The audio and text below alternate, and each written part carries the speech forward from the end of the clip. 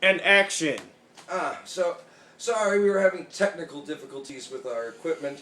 It should be fine now, though, now with the camera pointed directly at me, so there's no way I can look away to try to re-establish my confidence by imagining that I'm on a loose lily floating on an amber river, or something equally gay. Moving on. So as I was saying, we are living in the sci-fi age. And the reason we're living in the sci-fi age is this stuff right here, phones. I mean, look at this phone. It's thin, it's not really, much to say. I mean, you could break this with your face. But, I mean, just 20 years ago, the things that this phone is capable of would have been unthinkable. I mean, number one, a phone that you can, doesn't have a cord. That's shiny and new. That's a phone that can take a picture? Oh, that's crazy. Why wouldn't you just have a camera? Well, welcome to the sci-fi age, my friends. Which means, honestly, and I hate to bring up stuff other people make, but Iron Man. Great movies. Loved them. Although from a comic book nerd standpoint, I had some issues. But that's irrelevant. I have issues with every comic book movie because none of them get them all right.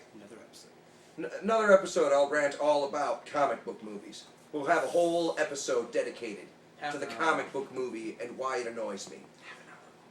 So, but for now, let's go back to the sci-fi age that we are in. Now, in this movie, you see Iron Man or Tony Stark or Robert Downey Jr., whatever you feel like calling him. He has created like super techs, like whole computers that have screens that don't even exist.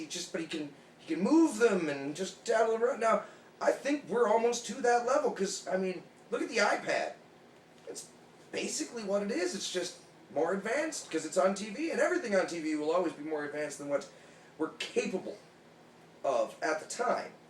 But because of what's on TV being more advanced, we're always working towards it. The government has stuff that they're not telling us stuff. I mean, heck, what about the railgun? No one ever talks about the railgun.